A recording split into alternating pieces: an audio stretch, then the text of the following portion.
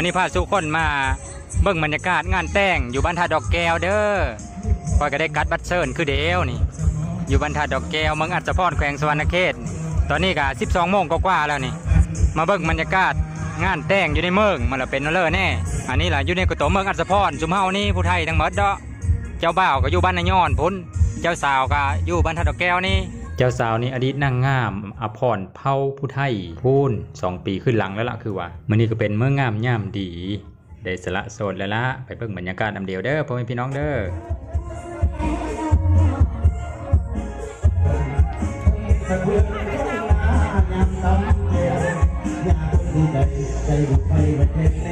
อาจจะว่าพุ่นมันเห็นแล้วเนาะอ๋อ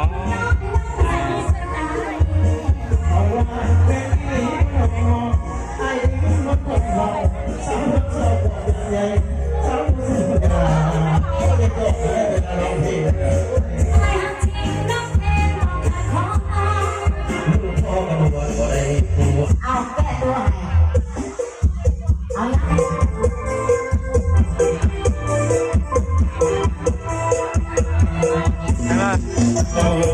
เป็นเพื่อนเที่ยวมา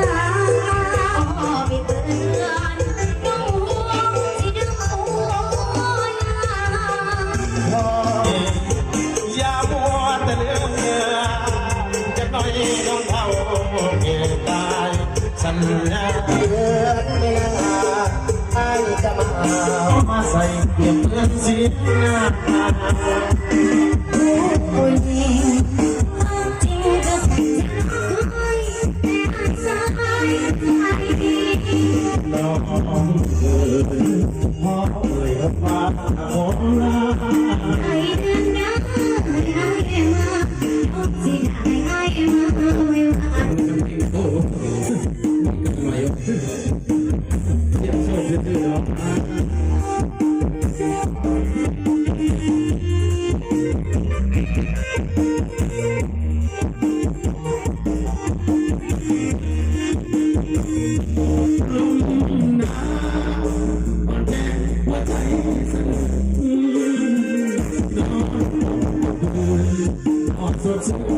ือนว่าฝันใจเมื่อยามเราพอเจ้าอยากมาในเรื่องยังรอไม่ไปมองใส่เปลี่ยนเรื่องสีหน้าจริงก็ใส่ตาสักพักมีสัญญาณของที่ยังรอเหตุการณ์นั้นไม่อยากให้จะรอหน่อยดังนี้ก็ที่สัญญาแต่ขอคอยแต่สายใจพอเลยคำว่าขอให้รักไม่ได้มาน้องสิให้มันเร็วไปไอ้เพื่อสาได้สนใจเพื่อสาละไปอันนี้อีกเพลงนึงได้เด้อเดี๋ยวใหม่ตัวจิตเอาไปตอนนี้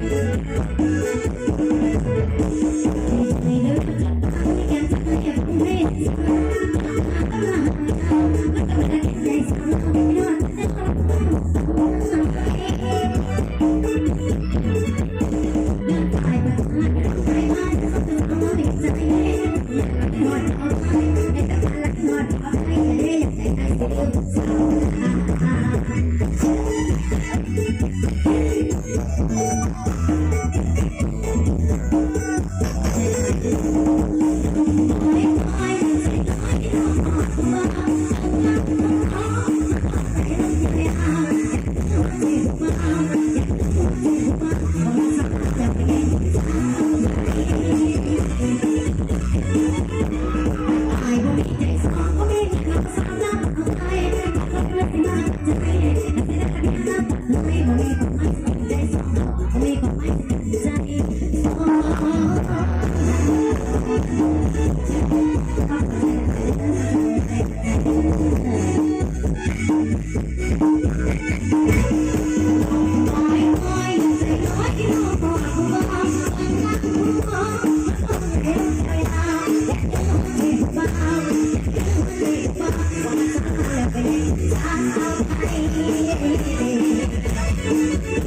ไม่ตั้งใจ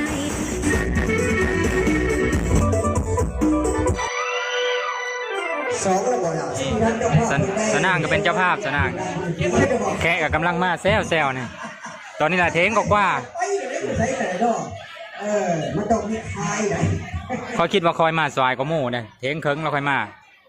เจ้าสาวเจ้าบ่าวเพิ่นละฟ้อนละวงแล้วล่ะ อ้อคายคงเป็นคัดใน บ่แล้วว่าเขายังมาตำลังอีหลายคนอยู่นี่ ให้ไม่อ้อให้ดีแม่พอได้ขอทีมงาน พี่เลอะอยู่ไหนนี่นะเล่าบ่เป็นแพร่ซื้อนี่เจ้าภาพอันนี้ก็ได้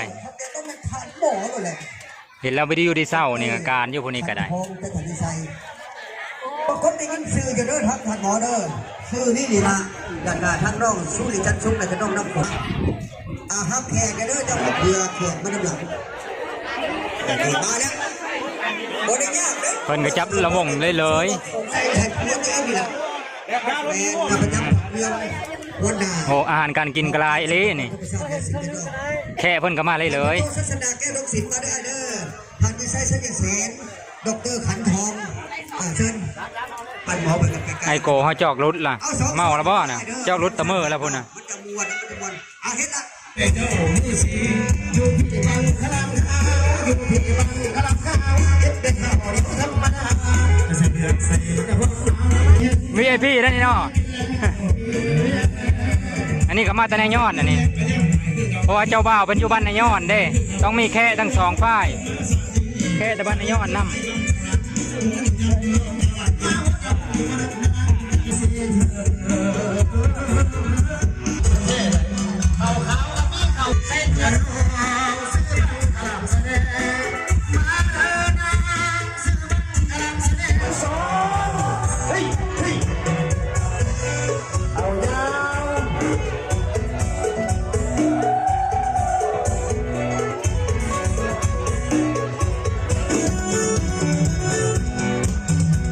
เอายับก็สักหน่อยกันนะ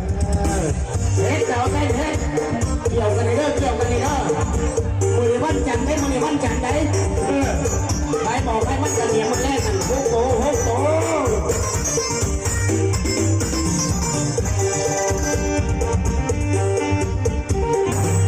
โอ้ยนะโอ้ยจะสองน้ำสองสิบห้าเลยดีกว่าจะสองน้ำสองสิบห้าเลยดีกว่าสาวน้องห้ามจากคนใดที่ว่าเป็นแต่งานหมอแต่งงานเรื่องเงินและสาวหมอแต่งงานเรื่องเงินและสาวแต่งเพื่อเขาตัวเองจากเราเรื่องแรกที่นี่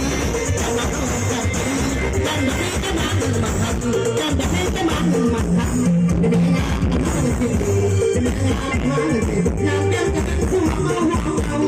การงานสู่บ่เศร้าการงานสู่บ่เศร้าเรื่องจะการก็สู่บ่เศร้าต่อเนื่องจะได้ระบาดที่ของเราจะการที่การจะได้รักษาเฮ็ดให้น้องตัวสาวนี่ก็เรียนดี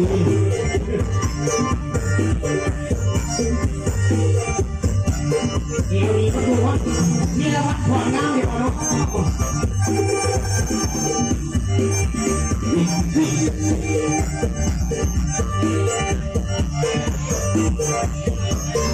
คนออกจากน้ำบอกยังเจ้าดี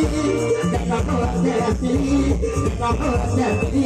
ยังแบบนี้จะมาเรื่องมันครับยังแบบนี้จะมาเรื่องมันครับจะมีอะไรก็มาเลยเก่งจะมีอะไรก็มาเลยเก่งยังกับเป็นที่ เอาเจอสองเลยดอกไอ้ดอกมันจะคนห้องกันสภาพเนาะเจ้าหอไปว่าจัดให้ได้เด้อบ่เป็นด้านอดีตได้เด้อบางโต๊ะนี่ก็ยังบ่ได้พิงบางโต๊ะนี่ก็สำเร็จแล้วก็โอ้อย่าทับแล้วก็บ่เป็นหยังเด้อโต๊ะไหนยังบ่ได้ฮอบยังบ่ได้ค้อนก็ทำกับภาพไปขอเจอได้ตะกล้องเด้อถ่ายไว้เอาฮอดไปนี่เจ้าภาพขอจัด อันนี้พ่อเจ้าสาวอันนี้นี่คนนี้พ่อเจ้าสาว ทางพระโทแหลมบ่ไปบ่บ่ไปบ่ไปกุดชุ่มไหล นี่คนนี้แม่เจ้าสาวคนนี้ พระโทสังดีพระโพธิ์ถัดลอกไว้ลอกไปเดี๋ยวเป็นพ่อขันเด็กทุกคนถือหลานนะขันพระโพธิ์ถัดสมตาและครอบครัวคนถัดพระโทนวรเชิญด้วยเชิญทั้งสี่มือดีมวนแท้มวนว่านี้มวนอร่อย สาวท่าดอกแก้วทั้งหมดเด้อนี่เด้อมีแต่พวกงามๆทั้งหมดสาวท่าดอกแก้วก็ได้ ชายของคนฝาพ่อแม่กันดึกห่วงไอ้ห่วงดูใส่ละเนาะขอยอมหัวใจกว่านี้เนาะไม่ถึงขั้นไปยังซึ้งยังเลยนั่นเด้อเอาไปคนละวอนเอาคนเดียว แล้วมีแต่พวกงามๆทั้งหมดอันนี้ มาแล้วสามเลยคุณนึกว่าสหเด้อแขกมาเด้อเจ้าภาพเด้อนี่ท่านพระนุกขันใช้มาเฮียห้อย มีแต่พวกงามๆมุมนี้ก็ได้ เชิญท่านพระนุสำลีท่านบ่ได้ยากไหมแต่ได้ท่านมาเนี่ยอ้ายมาเนี่ย ต้น เล่นไหนก็ต้องเบิ่งเล่นไหนห้องตีเราออกมาเลย ทั้งคนเด้อ เอา2ห้องด้วยไอ้เด้อเอาห้องเดียวแล้วมัน3ห้องกับ3เพชรปัญญาเอาเฮ็ดละเฮ็ดมาน่ะ โอ้ยคันเป็นแล้วแก้วใส่โอ้ยเป็นสวยแก้วใส่โอ้ยที่ได้หลายคนงามเลยโอ้ยน้อยที่ทั้งยาวมาสานแก่นั้น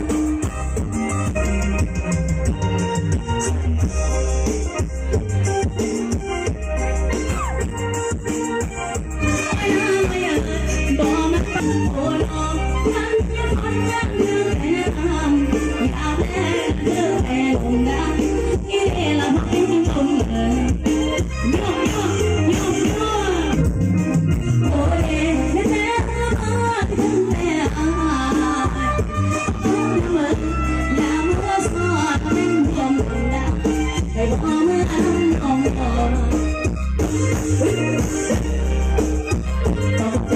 ใจส่งมายังไม่ได้กินยาลดตัวจะลดในคืนยังลงทางกันท่านสาวเลยเขาได้ดูแลเด็กดูแลเด็ก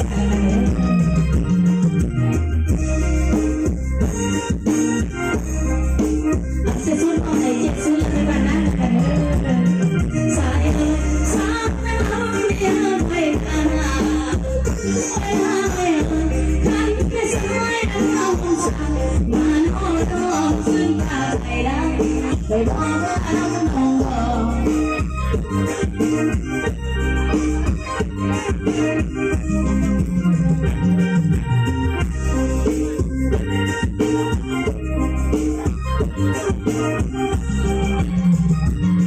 โอ้น้องเมื่อไปได้แม่น้องทุกคนเมื่อจงนักทำหนักโน้ตแน่โอ้ยสวดมาแพ้เป็นบ้านไม่ได้ก็แม่ส่งได้ไม่ต้องเมื่ออันของพ่อ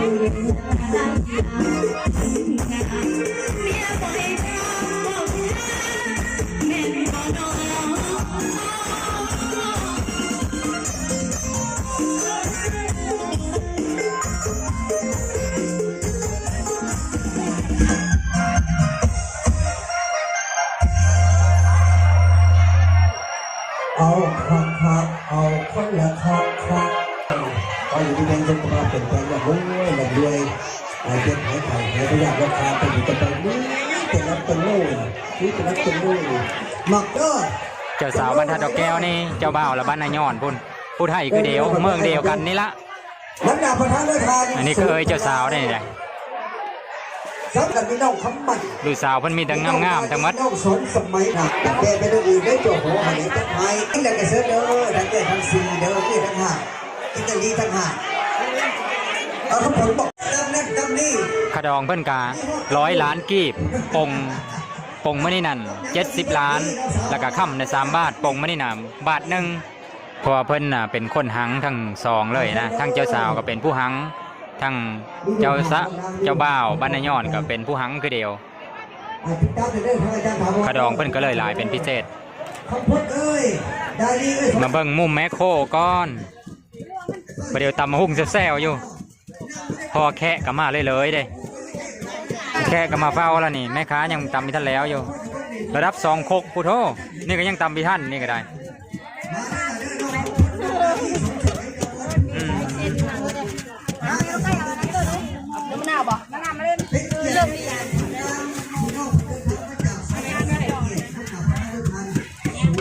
ตอนเทงๆหาบ่ายนี่ผู้เลิกก็เยอะเหลืองส้มเหลืองต่ำนี่แหละ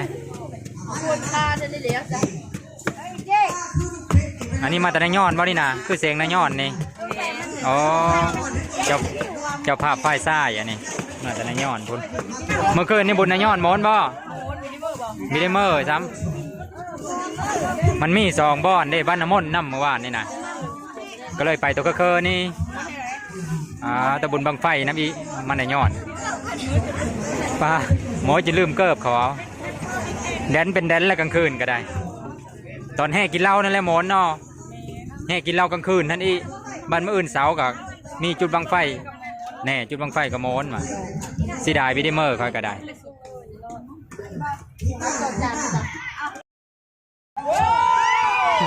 พี่เลิกกระดอนนะประเดะโตนลงระบอประเดะกระโดดลงในคกละ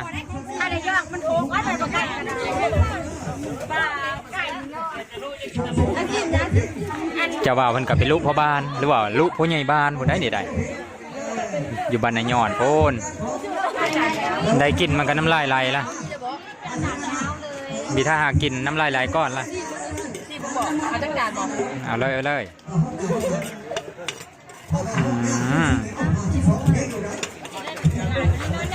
โอนคกนี่แห้งคักโผคกนี่แห้งเป็นแต่แซ่บคกนี่อันนี้ทั้งในเฮิร์นเพิ่นอันนี้นะเคิงสุมัตสุมาเนี่ยสุมัตสุมาพี่น้องฝ่ายเจ้าบ่าวล่ะนี่ล่ะเนี่ยโอ้มุมแมคโครนี่เฮ็ดงานตลอดแมคโครเนี่ย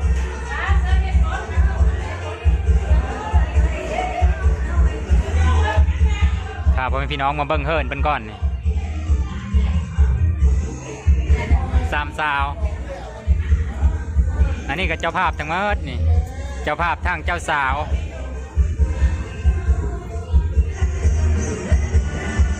ต่อจานนี้จะเป็นตามลังไปแล้วโซดจุ่มกุ้มอยู่พูแต่พูเป็นแซ่บเลยเนี่ย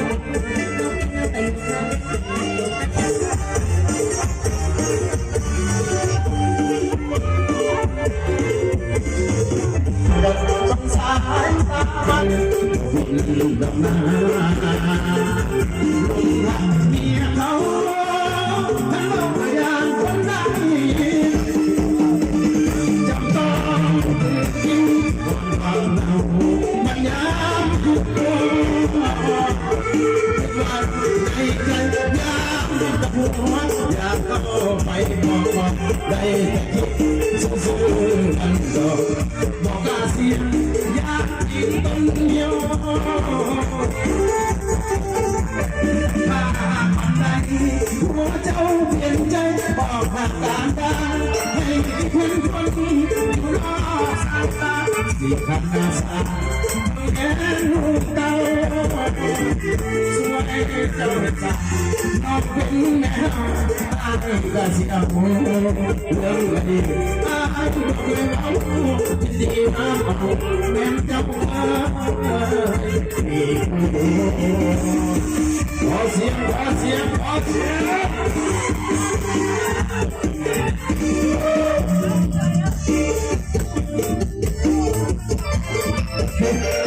เอาเพลงมาเลยนะเดี๋ยวนี้เล่นมาใส่กันดังดี หักเมียเขามันว่าพยานคนใดก็จริงคนฟังเรามันยากเย็นรอว่าในยากหัวอยากเข้าไปก่อนใจจะพิมซื่อๆนั่งรอบอกกาเสียงยานปีนต้นโยถ้าหากวันใดหัวเจ้าเปลี่ยนใจบอกผ่านทางตาให้เพื่อนคนอยู่นอกสายตาสิ่งน่าสาบนแง่ลูกเก่าสวยเจ้าจ้าน้องเป็นแม่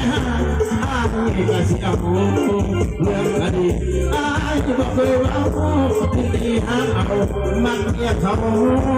เนี่ย ตัวนี้พันล้มตัวนี้พันล้มตัวนี้พันล้มเลยใครปฏิบัติเอายาวยาวยาวตัวนี้พันล้มตัวนี้พันล้มเนี่ยเอาไปตลอดวันคุณเสด็จบ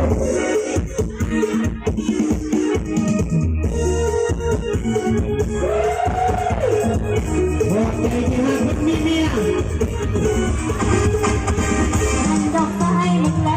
เราได้เจอกันฝากสัมผัสรักยังไงยังจำได้ไม่แพ้ที่ทางที่น้องต่างใจมองตากันมันอยู่เมื่อหนาวหนาวพอสะหนาวให้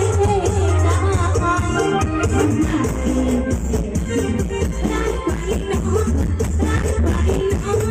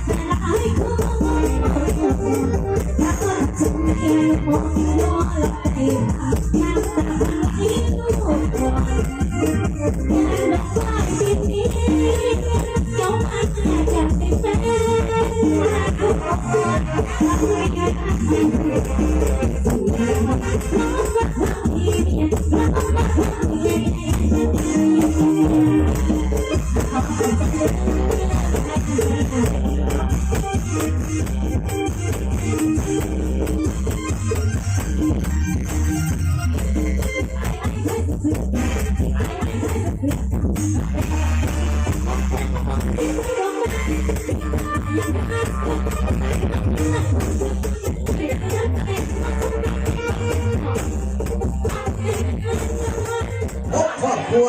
เอาแบบครอบครัวเราไปนี่บ่ยากสารพัดปัญหาขวัญใจให้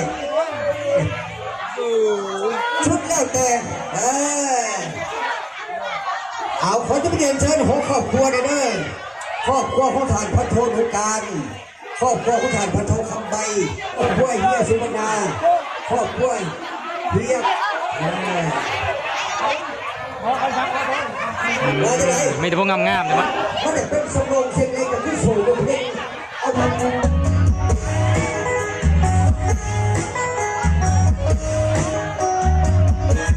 Hãy subscribe cho kênh Ghiền Mì Gõ để không bỏ lỡ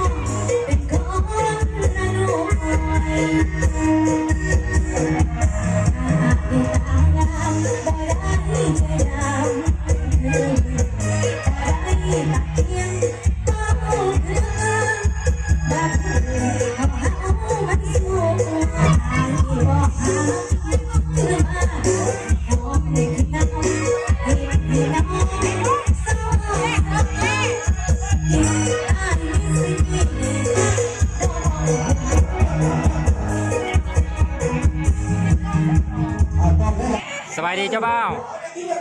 เมื่อคืนนี่งานดองบ่เมื่อคืนนี่ไม่ได้งานใช่บ่อ๋ออยู่ในเมืองเนาะอยู่ในเมืองนะเพิ่นไม่ได้งานอยู่บ้านนายย้อนได้จะได้งานบ่ไม่ได้งานคือกันบ่โอ้พอเจอกระบุญเนาะเมื่อคืนนี่บุญพ่อแม่พี่น้องเอ้ยเพิ่นก็เลยไปได้งานยินดีนำเด้อเจ้าบ่าวเด้อ